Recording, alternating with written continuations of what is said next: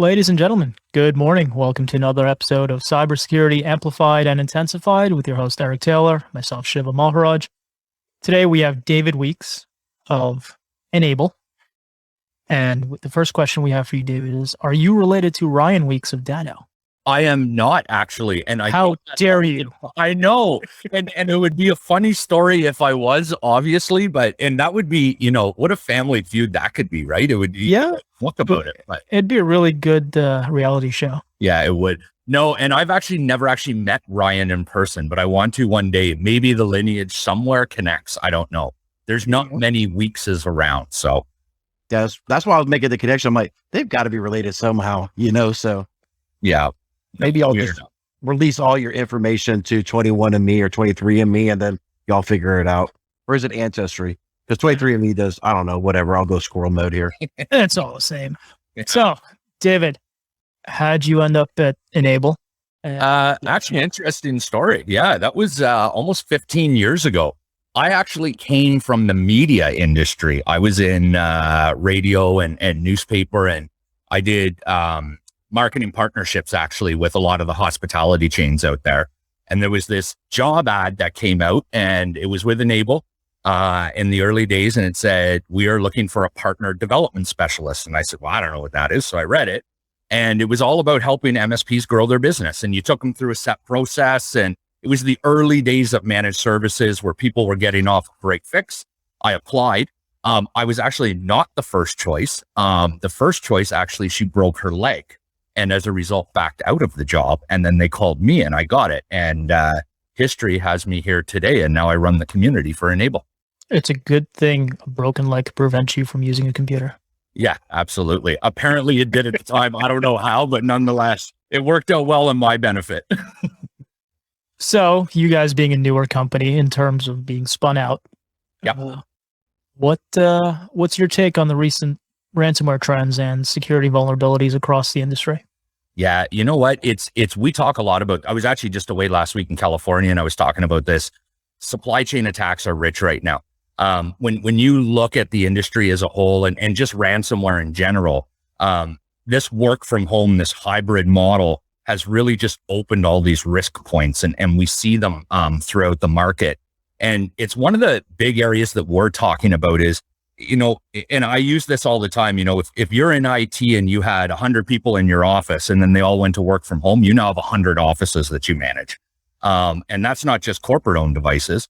Now there's personal devices, and there's kids and other family members, and everybody's touching that. And so those risk inception points have dramatically increased. And we're seeing a change where we believe end users, business owners, decision makers are becoming that much more educated, that much quicker on the need to make those investments in security. But the ransomware continues. It scares people. And even a year ago, you would hear, it'll never happen to me. I'm a small business. And then it started happening to the small business. And now they all, they get it. I don't know. Cause I mean, you don't know me, but, I do IR for a living. So incident response. And every time I keep hearing this, they keep saying, oh, I never thought, this would ever happen to me. We're a small manufacturing company. What do they care about us? I'm like, dude, you're just a billboard on the information superhighway. You're just an IP that responded, and you had a vulnerability. Congratulations. Now you get to pay up. They were low hanging fruit. Yeah. Yeah. I mean, hey, listen, Eric, I'm not saying everybody's doing it. What we're saying though, is we're seeing an increase in the education out there. But the problem is those threat actors are getting smarter, and, they're always trying to find a new way around. So the problem is these businesses believe that there's a finite amount that they need to invest to actually cover themselves. That's not the case. Mm-hmm. No, the answer is more, especially when I invoice. That's excellent. No, hey, listen, I mean, we all know that as they evolve, you've got to continue your investment. You've got to increase your safeguards. You've got to put more layers in place. That's the problem we're running into right now is, hey, I'll give you an example. Business moved from traditional AV to an endpoint detection and response. Wipe my hands, I'm covered. No, that's not enough, right? You have to think about all the layers of your network and all the other safeguards you have to put in place. And I think that's where there's still a discrepancy in that education, but we're seeing a change. I want to go down a rabbit hole with you on this one just for a second. Sorry, Sure. Shiva. So when we start seeing a bunch of people, especially since October was, National Cybersecurity Month, what the F ever. Well, we don't have to care anymore, right? Because it's November. It's no shave November. So forget cybersecurity. No ransomware in November. Well, yeah. Ooh, I could take the month off. But, we see a lot of, I don't want to slam any marketing people like Paul Green or the Tech Tribe or anything like that. Cause I mean, they're trying to help the MSP industries and, even, Datto and Enable, I'm sure, are doing a lot of the same. They put out these marketing literatures for partners to use, but it's all the same crap. So, I feel, and me and Shiva's talked about this before, and I used to, about a year ago, I would put out on social media, oh, this guy got hacked, this company got hacked, they're leaking data, they're doing this, they're doing that. And unless it's like a US based company, I don't really talk about it a whole lot anymore because it just seems like a lot of noise. It's the same crap, just a different day. It's like politics. It's whatever side of the aisle you're on, it's just the same shit, different day of whatever is being spewed out of the other party. So how is Enable or the community there really helping partners have a different, unique conversation with prospects instead of just like ransomware bad, you must protect and, beating the same drum that everybody else is. And, cause I take that with the medical doctors with HIPAA. You go in there, you start prospecting, you say the word HIPAA and they just tune out like, yeah, what the F ever. We don't care. We'd just rather pay the fine. So I just think there's a lot of numbness when you start talking to prospects about ransomware. Are you seeing that, and how are you and or Enable helping to combat those communication efforts? Yeah, I think we're a little bit more deliberate in our message, and let me explain that a bit. We actually show, with a lot of our internal documentation, we actually show layers of protection from the perimeter all the way down to the endpoint. And then what do you need for redundancy? We don't actually sell a lot of those solutions, but we're recommending that those service providers go get them. We're recommending them to other vendors. We're saying, go talk to these people because you need it in your stack. The other side is we talk a lot around, hey, you have customers who don't want to invest in risk mitigation. You probably shouldn't be a customer of yours. Like, it's okay to walk away from business like that. The other side is we actually have a team here, which are called our head nerds. And they're all industry experts. And we have a sales and marketing nerd. We have an automation nerd. We have a business optimization nerd. One of the ones that we brought in is a security nerd. And they run regular boot camps talking about getting proper certifications. Do you want to run against the NIST standards? How do you do that as a business? So we're also getting very tactical in the way that we're working with those service providers on a regular basis. And really what we say is, you and your business, you have to be the gold standard before you go tell your customers to do something. Because if you're the inception point of a breach, that's an extinction event. You're gone. So we work with them, and then we teach them how to go educate their customers. I like that. I mean, I'm a firm believer of eating your own dog food. Now, correct me if I'm wrong here. You guys being able to sell an endpoint antivirus product? Yeah, we resell SentinelOne. We also sell just a regular antivirus, which is Bitdefender. Okay, I didn't want to say the name because I didn't know if you guys publicly say it or white label. Yeah. So, in the case of SentinelOne, which one of their products are you guys selling to your MSPs to resell? We sell up to the full version with deep visibility built in. Okay. Yeah. Now, is that their SOC or? No, that's their vigilance solution. Okay. We don't offer that. Why not? Honestly, we allow choice in our base. So we have what's called a technology alliance program. And in that ecosystem, we have a multitude of different MDR type offerings. So they have integration points into our platforms and into some of our reporting and monitoring. We're just giving the choice, honestly, to our base, because it's so varied out there today, especially where you're located. I mean, we're a global company, and people want to bring their own MDR in Australia or in the UK or in, the Netherlands or Finland. We don't want to say, hey, we're solely looking at this one. We like to give a lot of choice. So it's bring your own service, really. But why not just offer the SKU? Because it is an add-on, right? Yeah, it is. We may look at it in the future. At this point, the core need that our partners had was not so much around the MDR side, because a lot of them had that solution in place. It was finding the right EDR that fit their business. Okay, but wouldn't the MDR dictate which EDR they should use or they can integrate with? No, not necessarily, because there's a lot of MDR solutions out there that support a multitude of different EDRs. Gotcha. Okay. Yeah. One thing I want to go back in time for is about a year ago, maybe a little more, you guys were in the news for an integration with Microsoft Intune / Endpoint Manager. Yep. Where are you guys in that journey today, and what's the implementation like and functionality? So Intune is actually integrated into our N-Central platform. Our SaaS-based platform's coming next, which is the RMM. And what we do is we really bring multi-tenancy to the Intune install. And so what we do is we've created a dashboard and an integration point through APIs with Intune. And it gives the ability for service providers to be able to manage those Intune installs, their profiles, and their setups out of our N-Central platform. So we streamline it for them, as opposed to having to do it by each individual tenant. Now, is the functionality built into the Enable platform, or are we clicking or Enable users clicking links and jumping out to that tenant? No, it's built into the N-Central platform. So they see it in a dashboard within the N-Central RMM. Okay. Yeah. The reason I ask this is because Intune to me is all about identity security, whereas RMM is traditionally all about endpoint management and monitoring. Yeah. And you said that earlier in the podcast, you said with work from home, you're managing 100 offices or what have you. So where do you guys see your integration giving your partners extensibility to manage the identity as well as the endpoint? Yeah, it's an extremely important area that we're looking at.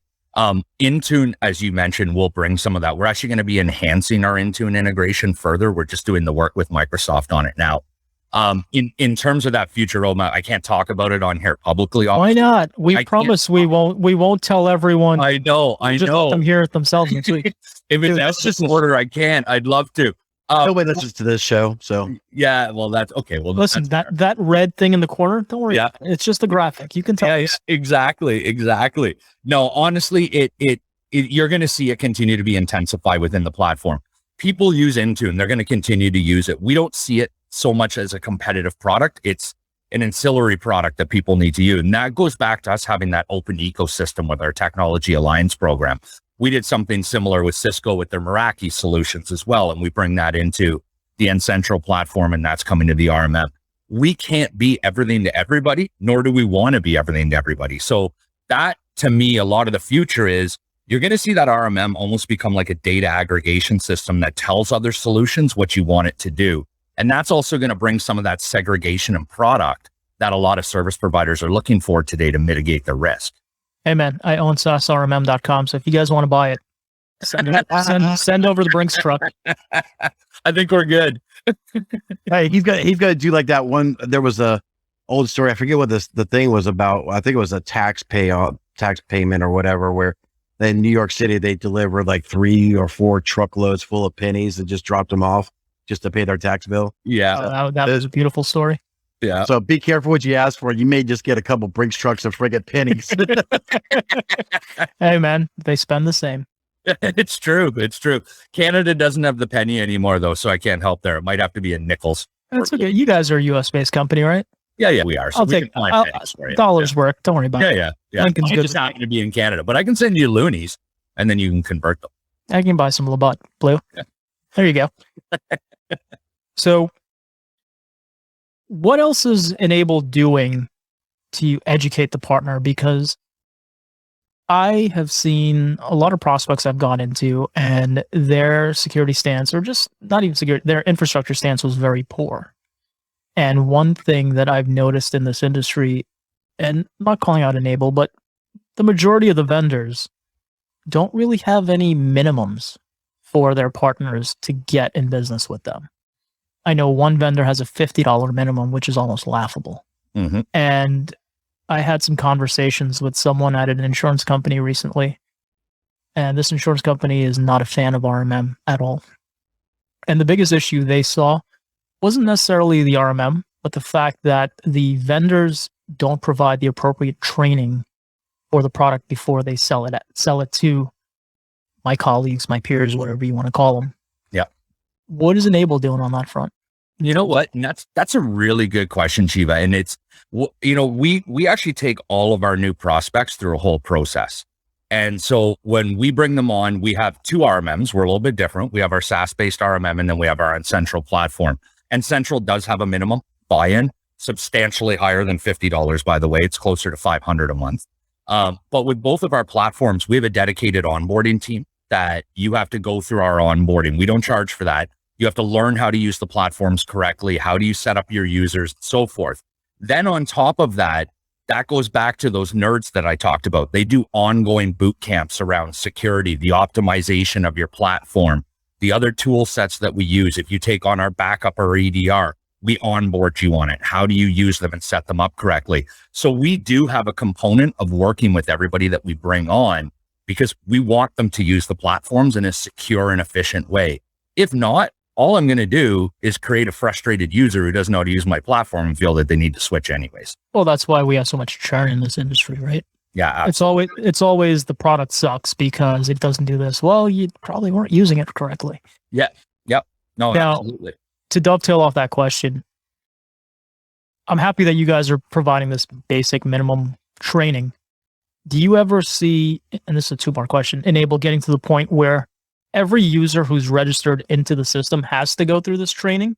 Because I'm assuming it's just a one-time thing up front and then optional for additional people if they want to get into it. And secondly, do you ever see Enable getting to the point where you have to pass some kind of test to be able to be a partner? So you go through the training, and if you pass, then you get to give us your money. And I know it's hard because everybody needs to make more money, and that reduces your field. Yeah, they're both good questions. So we don't mandate on the onboarding that every user has to go through it. You're correct. And a lot of times that's a scalability issue for the MSP whenever we sign them on. Outside of our onboarding, we have another area called the MSP Institute, which is actually all self-guided technical training. And we can set up administrators in that solution. They can track their team, ensuring that they're doing all of that training after the fact. So we have that available as well to all of our partners, and we do push that through our partner success teams, and we get a lot of uptake on it. Every month and ongoing as new versions come out, we see that, hey, all the engineers are coming back into the Institute and they're doing the self-guided training. The certification side, yes, we are looking at that as well too. Will that be pre-sale? TBD, most likely not. It would be post-sale. Oh, come on. I know. Let's go pre-sale. Yeah. Let's thin the herd, charge a little more. Yep. And get rid of the trunk slammers. But you know, my words, not his. I think that we already do that in a lot of ways with our minimum buy-in, right? And then we have other platforms that are more pay as you go as needed. And we're pretty big on not selling you something that you don't need, because what's the point of me selling you something you're going to churn out 3 months anyways? It doesn't make any sense. 3 months of revenue? Nah, but it probably costs me more to bring you on and lose you, right? By the amount of resources that we put in place. What you'll probably see after is, if we get the certifications, we'll probably look more at incentives around getting those certifications. And then that way we'll push more. Understanding I have a full partner success team that their only job is to ensure the success of our partners. So when we bring out those new programs, I've got all those people contacting their base going, hey, you need to go do this now. This is why you need to do it. So we have those regular touch points, with our customers globally around the world. What do you think the incentives would look like for the certifications? Yeah. Other than a cute little signature on my emails. Yeah. No, exactly. TBD, don't know yet. We're actually in discussions on that right now. There's discounts. The MSP world loves discounts. Yeah. You give them a penny off on an agent, they will be happy. Yeah, you know what? It could even be as simple as, that there's some type of gifts that are sent out or something along those lines, right? For individual recognition. We really want to understand from the owners of our partners how they like to be incented and how they incent their engineers. That's very culturally swag world. Swag's always the way, man. Yeah, swag's good. Good heavy fleeces and jackets. I should have worn my jacket. I have a really nice jacket here. Sorry, we'll get someone from Photoshop from Fiverr, and we'll put a Dado logo on your shirt for you. Yeah, and we'll do our weeks, and we'll just say, "Oops, our bad." Yeah, exactly. No, you know what? Like it culturally, it changes around the world. We need to understand that. It doesn't mean we couldn't have a multitude of different options, and that's what we want to get right. We don't want to just say, "Hey, one size fits all." What type of security or compliance regime are you guys geared for predominantly or follow internally? Us. So we're just finishing up our ISO 27001 right now on the platform. We had it previously, but spinning out, we have to redo it. It actually might already be complete. And then there's a multitude after. I'd have to get our CISO on for that though, Dave McKinnon. He'd be the best to speak to those. We'll have a conversation with him. Yeah, if he doesn't mind just chatting with about, a couple thousand people. Yeah. No. Dave's a really, really good guy. And I think it would be good for him to get on. That's where you can get deep with him, Shiva, in terms of some of the stuff that we're doing. You're jumping a little bit out of my realm, but yeah, we had that previously and it could actually already be complete. If not, it's right at the final stages. And again, that was just the spin out. We had to redo it. Cool. How was, excuse me, how was enabling their partners, no pun intended, to improve their client's position? Yeah, that's a big part of the training that we do. And that, goes back to something I said earlier. Is a customer who could potentially be an extinction event for you a good customer, right? And MSPs, I believe globally, need to get tougher with their customers. They need to charge more to their customers. And what that's going to do is it's going to force the industry as a whole and those end users to realize the value of IT and security management. Today, I think that there's too many that still will play the price game. When you talk about security and risk mitigation, there is no price game. You pay for protection. And I use this term all the time, and I say it to our partners. Go ask your customer, what is their acceptable level of risk? Because the more that they want to put on you, the more that they have to pay and invest. The less that they want to take, and they want to carry the risk themselves, hey, they can pay less, but there's a point in there where you're going to say, I'm not the guy to manage your business anymore. So I want to dive, sorry, Shiva, I want to dive into this because this definitely hits some nerves on my front here, because there's a lot of times when are people going to educate MSPs and simply tell them, look, this is a baseline that you have to have. Yep. Whether it's full EDR, MTR, XDR, whatever the fuck the Kool-Aid is this week, they're calling it. This is an acceptable firewall that each and every last one of my clients will have. This, whatever the baseline is, when are vendors are going to actually say, look, as an MSP, trying to pretend like they're an MSSP because they partner with Scout or some other freaking goofball company, that, this is a baseline that you must accept or freaking get out of our way, because you're not helping the industry at all. People, everybody who listens to the show knows that we crap on Kaseya, and rightfully so, just because, they have poor security habits. That's mine and Shiva's. We're not putting that on David here, but, we also crap on Webroot. Webroot has a great place for the consumer market. It has no fucking business being in a business environment in any way, shape, or form. We can go to task and have massive amounts of debates all day long about that on a different podcast, but, is Enable and other partners going to actually start enforcing this? Like, look, you need to have a set of standards. Everybody who's in our platform needs to start accepting or adopting a set of standards and say, this is the baseline. If a client or prospect will not come up to that baseline, we walk away. Yeah, it's a really good point, Eric. Couple things we do there. One is you sign on with us. We actually provide DAV at minimum. Our Bitdefender is included with the platform, and we do that through a freemium offering at the start. Honestly, the vast majority are taking on EDR from the start with us, right? Because they see the value and they want. Are you doing Bitdefender's EDR as well? No, we're not doing Bitdefender's EDR. That's when they kick up to... Yeah, then they kick up to the Sentinel one. The second side is, you're right, that minimum viable package. What's the minimum standard for your customer? We've built those. We've priced them out for them. We've built the program around it for them, and we actually give it to them. And we say, hey, at minimum, dependent on the sensitivity of the data and the risk that sits there, it's either an AV or an EDR play. Plus, you need to have data backup and management, whether it's us or somebody else.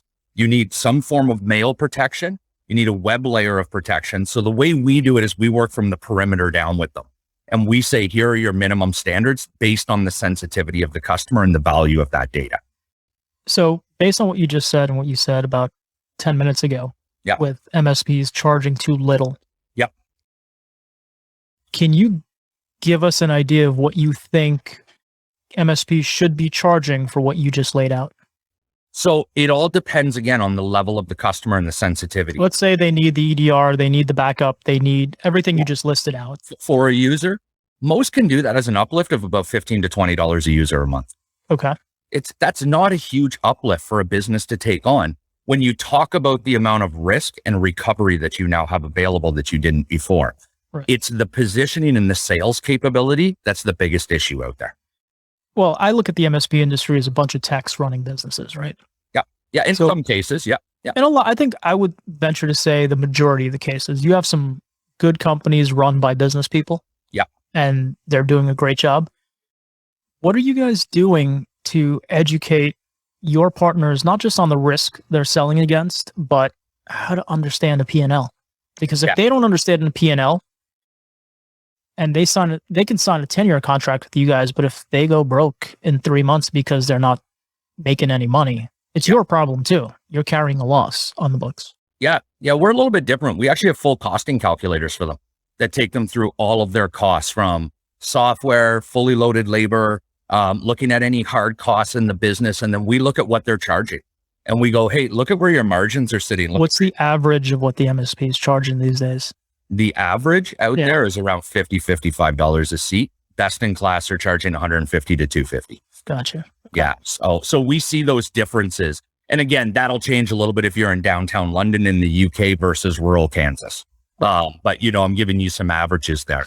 But we take them through those costing calculators and we go look at even a slight uplift in what you sell a customer, let's say adding $20 a user, right? And taking them to $70, and now you have a security play, okay, is good. But on top of that, you can't have humans run it all. So we have a huge automation discussion that we have with them around that. And how do you utilize that automation to increase your margins and your profitability? So we do a ton around automation. We actually have an automation platform built right into both of our RMMs. That's a drag and drop GUI. So you don't need to be a scripting expert. Okay. Yeah. Now, the automation you guys are providing, is that included in their pricing, or is that an add-on? Sorry, what was the automation? It's included in the pricing. That's pretty cool. Yeah. So we have about 500 and just over 550 objects that all the PowerShell's written in the back end of it. So they don't have to worry about it. So they basically drag and drop, build a tree. They test it within the RMM platform, and then they can globally apply that across their devices. Listen, humans make mistakes, machines don't. Right. I mean, they just repeat our mistakes, right? Yeah. So the one thing we've actually seen in the MSP, this may be a little bit out of your wheelhouse and more for the CISO or the technical aspect of things, but do you know if Enable is signing their own PowerShell scripts that they're pushing out onto agents? Yeah, I don't know that. I could find out for you. If you could, that'd be great. And we'll add it to the show notes, because that's one of our biggest pet peeves for all RMMs, is just the way that they handle the PowerShell. Yeah. And with ransomware the way it is, as you said, you get a foothold into an MSP, then a lot of damage can be done. Yeah, mitigate that. Hey, absolutely. And we see that, right? And keeps us all up at night, right? And it's a concern. We're making massive investments in our security, and we will continue to do that. And that's how big is your security team? Our security team. I mean, I don't want you to give specifics to help any of the bad guys, but are we talking handful of people, 50 people, over 100 people? Yeah, I can't give you an exact number right now. I'd have to get that for you, but I'll get it from our CISO to add to the show notes for you. Cool. Because he keeps hiring. So I don't have the up-to-date number yet. So but yeah, that's where I think you guys are right on. A future show, getting Dave on, I think it'll be really good, because he can get into those intricate details of the stuff that we do. And we can even add like our chief technology and product officer onto that as well. Oh no, that'd be great, because one of the biggest low-hanging fruit, I think, for RMMs that they just seem to want to ignore, you're putting an agent on there that has insight into everything. Why is that agent not acting as a collector for a SIM? Like, why do I need an EDR if I have that agent on a device that can be pumped out to a SIM with analysts, automation, or whatever? And I never get an answer. So if you can get an answer to that for me, that'd be great. I know Eric would be interested in that too. Yeah. Syslog. We're doing some syslog. Yeah, we're doing some tests right now of actually pushing those logs from our agent to SIMs. So we've got a couple partners doing that and testing. It's something that we all have to do. Like my view in the future, the SIM's going to sit in front of every RMM, so they have to talk to each other. Well, I think the RMM is the SIM when you really think about it. If it's collecting all the logs and you can ingest, say, data from 365, why do I need a SIM? Because you can overload an RMM at that point, right? Because it's also collecting a lot of device metrics and history. That's the issue. The two have to coincide together, I believe. Because I can't make an RMM be everything to everybody, and nor should I, because it'll become overloaded. It has to be part of an ecosystem that they talk to each other correctly. And that's what we're looking at to ensure that that happens. Okay. Yeah, because if you remember correctly, we'll give a little bit of stuff about ConnectWise, but with their LabTech agent, if you ever try to ingest too much data, it will start truncating the data because the agent just couldn't handle that much bandwidth at all. And most RMM, agents can't. So, well, it's about scalability, right? I mean, if you've got, we've got partners with over 50,000 agents, right, installed. If you start pulling all of Can we get their names and their passwords and use password 1, 2, 3? I don't have them either. Good answer. Yeah, exactly. Hey, it's like our backup. We don't have the encryption keys to the data. You lose your encryption key, we can't help you. That's good. I mean, I know a couple backup providers out there who just don't offer that in-transit encryption that with a key that you put on. So it's nice that you guys offer that. Yeah. So aside from RMM, what else are you guys offering to the MSPs / consumers? Yeah, we do a remote control product, which is called Take Control. That's actually also integrated within our RMMs, or you can buy it standalone, but they run on redundant infrastructures. So they're separated from each other. We also run a mail protection product as well too, which is called Mail Assure. We have our Enable Backup, which is a pretty big one as well. That it gives you the ability to do servers, workstations, VMs, just documents, and Office 365. And those are really our flagship products that we've got out there. And then we have a service management tool as well too, which is called MSP Manager. Is it really a service management tool? Because I'm a former user of it from a few years ago. Not to the level, you're thinking ITSM most likely. This is a level below PSA. Where it's more ticketing and being able to manage your service desk at that level, but we don't get into CRM and marketing platforms in it. Are you going to? No plans at this time. Honestly, there's a bunch out there that do that. They're the main stage players. We meet a niche at a different level of the market with this. I like that. You actually enable knowing that this is our lane and we're staying in our lane. Well, better yet, he's admitting to it. He's like, nah. A lot of the other guys would be like, humana, what? Yeah. No. Well, that's a good idea. We should do that. Yeah. For me to play catch up to the main stage players who have been out there doing this for 15 years, I'm not going to get there. But we saw a portion of the market that said, hey, I don't need full PSA. We need something a little bit less, and we'll eventually grow into PSA. Does that mean I'm a feeder for them? Maybe. But I'm giving them a need as they grow their business. Remember too, there's a lot of lifestyle MSPs out there that'll never move past that lane. Right. Are you guys channel only? No, we do have a direct. I like Enable. I hate channel only. Yeah, we push as much back to the channel. And what I mean by that is we do it a little bit differently. One is when we do get direct calls, we obviously do a check, make sure they're not working with one of our existing partners. If they are, hey, we want to make sure that our partner knows and that they're aware that somebody's calling direct. So we work with both sides. Then what we do is we give the option actually for our partner to resell the deal, and we'll pay them a portion of it. And they get that as a recurring revenue. So is the end user paying the partner or paying you guys and then a commission gets cut? Yeah, they pay the partner, but they get direct to vendor support. Okay. Yeah. So we're a little bit different in the way that we do it. No, I like that. Yeah. I just do not like channel only because I feel it stifles growth. Well, listen, we get calls from enterprise businesses who want our platform. They're not going to bring an MSP in. They don't need them. So why would? What do you mean? MSPs are the greatest thing since sliced bread. How dare you say that? But I'm also not going to walk away from the business when somebody wants to buy my product and they can't use an MSP. A lot of times that's a regulatory reason too. They could never have an MSP and they need our product on site, on prep. That's fine. We'll sell it to them. No, I like that. I feel like a lot of the companies that are channel only, they stay that way because they feel like they don't need to invest in security at that point. the security needs of an MSP fundamentally are a lot lower than the security needs of an enterprise company. Yes. And I feel like a lot of the vendors play in that space because they know they don't really have to ratchet up their game. So as I said, I'm happy to see that you guys, or hear that you guys are going direct to. Well, listen, I mean, if we look at the market today anyways, our largest customers, which we call our elite, super elites around the world, they're being pulled up into the enterprise where they're needed anyways. So they're actually bringing those companies to us as well. So it's a win-win on both sides for us. If our name gets out there, then we're known. And that actually helps the larger MSPs who play in that space anyways to get some name recognition as well. Do you guys, now partnering with Enable since the spin out, are you guys able to resell any of the SolarWinds stuff or no? No. So it's two separate partnerships that Completely separate companies. Yeah. Okay. Yeah. If we did anything with SolarWinds, it'd be the same as if I did an OEM relationship. Gotcha. Okay. Yeah. So what would you say, this may be something that you're not allowed to talk about, sorry, but yeah, just got to ask this.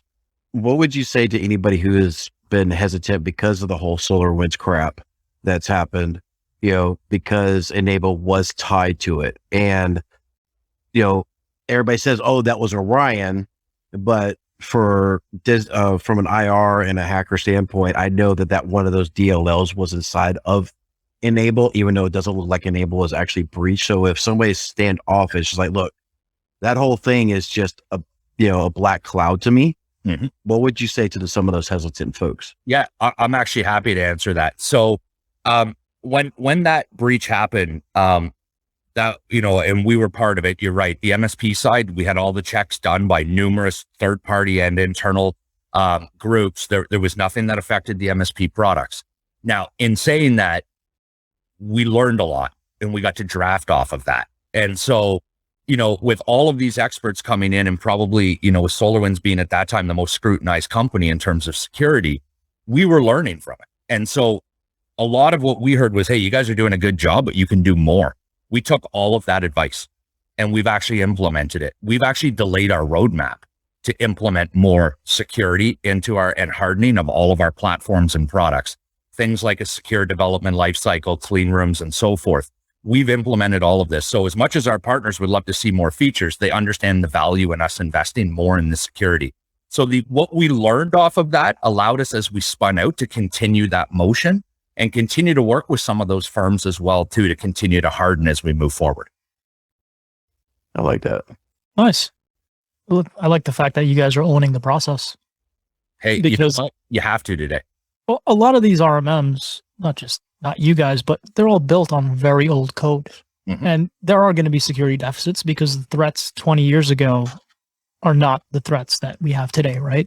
Yeah. And it seems like you guys are able to adapt and hopefully overcome.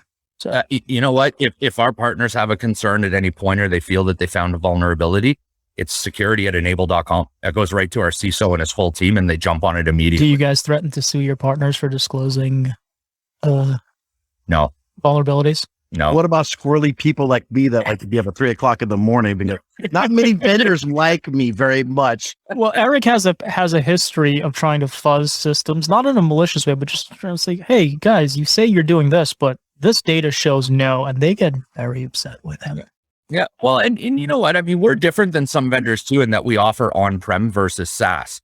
So yeah, we own the code. We own a lot of the infrastructure for our SaaS.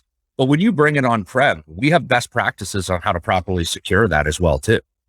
Are you validating the best practices have been followed? Or is that just not a liability chain you want to get into? Nah, it's not a liability chain, but we see it anyways, right? Like we'll see it when there's a support issue. But we've enforced MFA across almost all of our platforms now, things along those lines. Our tech support team can't just remote into anybody's device, right? And we have audit trails as well on our tech support. What about, so someone takes one of your products, puts it on-prem. Yep. Are you advising they go behind a WAF? We like them to do it, right? We do recommend it. We do not enforce it. Are you guys providing a list of best practice WAFs in their setups, like whether it's Azure Front Door or something else? Yeah, a lot of them use Cloudflare, for instance, right? Is a big one that they use. And we've got a lot of partners who have that set up. And more, since, the most recent breaches are asking us to be able to do that. And we are building some best practice documents around it as well too. One of the other things that we provide with our N-Central platform as well is we have a full security white paper that talks about all of our encryption in the platform, the one-way, two-way traffic, what you have the ability to do, and now enforcing the MFA and so forth. So there's a lot that we're doing that we believe that we're a leg above. And those are the areas that definitely our CISO can talk to as well too. No, I like that, because I think personally, I don't think anyone should, barring compliance reasons, no one should be using an on-prem RMM anymore. But if you guys are selling it, at least you're saying, hey, use a WAF, here's some options, and here are what we think best practices to configure it, which is a step above or beyond what a lot of people are doing with their products. Yeah, and a lot of our on-prem it is in, if you look at it, it's heavily loaded towards our largest customers where they do have those regulated industries that they're in. And a lot of times they're splitting it out because it's in a DMZ, for instance, right? And so as a result, they're running multiple servers with us. But these are the guys that also have their own security teams and security departments. So they know how to properly secure our platforms as well. We deal with MSPs, right? Who use our platform. So we guide, but they also need to own their own destiny as well too. At the end of the day, it's their problem, right? You're just selling a product. So you can't force them to do it right. No, we can't. And we have to just secure our connections out. Right. Yeah. Cool. I guess that's pretty much it from my end. Unless Eric, this has been awesome, man. Thank you so much. Very educational. I came into this with a very different opinion of Enable. Me too. And I feel a lot of what you said needs to be put out in press releases, junkets, or something for people to really understand how future forward your outlook is and the fact that you're actually dealing with security. So, hey, I appreciate that. You know what? We take it seriously. It's the number one thing that we look at, and our president will say that as well too. And our full security team. I mean, hey, this is the world we live in. And if you can't make those investments or you're not making them, you've just opened the door to everybody out there. And we're keeping that door locked shut as best we can. There's no guarantee in security though, but we're trying the best to get there. There you go. Yeah, because I was full disclosure, I was a Enable partner right until SolarWinds bought them. And then I was like, yeah, peace out, I'm done. But looking past now all these years, I'm glad to see that Enable has made a lot of these strides. It's trying to do what they can. So, definitely a breath of fresh air, especially in the RMM space. That's good to hear. Excellent. Eric, we'll welcome you back any day. I don't know about all that. If you ever look at my account, it's not pretty. I'll take care of you. Don't worry. All right, Eric, call an account manager and say, David said it was okay. You guys can take me back now.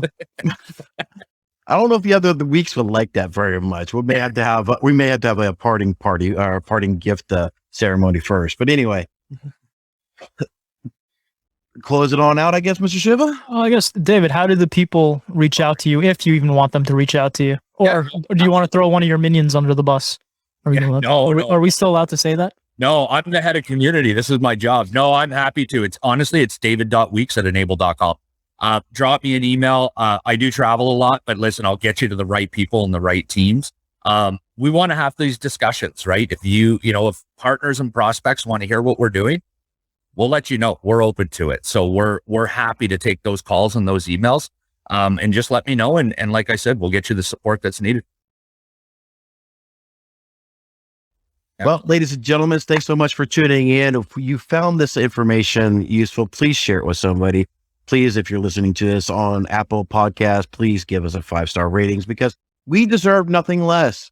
And please, if you have any questions, comments, or anything you want us to discuss, please email us at info@amplifiedandentensified.com. And until next week, take care.